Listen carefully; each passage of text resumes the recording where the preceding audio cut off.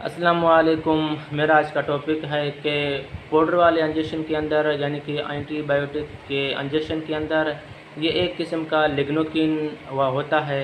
Lignocaine का क्या मतलब होता है, ये क्यों पाउडर वाले एंटीबायोटिक इंजेक्शन के अंदर होता है, इसको किस तरीके से इस्तेमाल किया जाता है। इसको आईएम लगाते हैं या फिर आईवी लगाते हैं, या फिर एंटीबायोटिक के अंदर एक और डिस्टिल वाटर होता है, ये अलग सा वाटर होता है। एक होता है डिस्टिल वाटर, एक होता है लिग्नोकिन। इनके बारे में मेरा आज का टॉपिक है।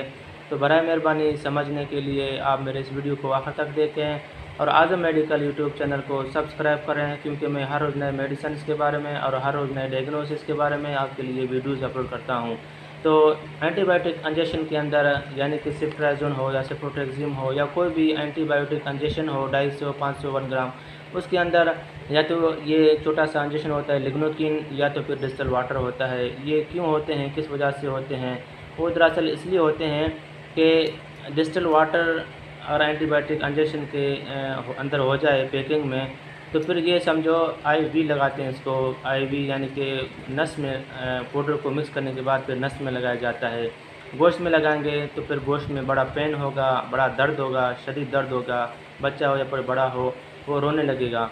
तो ये लिग्नोकिन है। लिग्नोकिन इस इंजेक्शन के अंदर पाउडर के अंदर अगर हम मिक्स करें, ये पाउडर के अंदर एंटीबायोटिक पाउडर के अंदर अगर लिग्नोकिन हम मिक्स करें तो इसके अंदर 2% या फिर 1% लिग्नोकिन होता है, यानी कि ज़ैलिकिन होता है।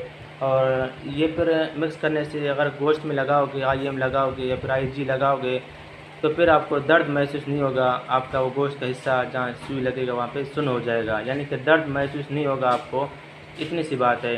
बकाया इसको वेन में नहीं लगाया जाता, नस में यानी कि इंट्रावेन्स में इसको नहीं लगाया जाता। इससे इंसान को चक्कर भी आएंगे, उल्टियाँ भी आएंगे और इसका इंसान का पूरा शरीर सुन्न होने की तरफ जाएगा और हार्ट फेलर भी हो जाएगा।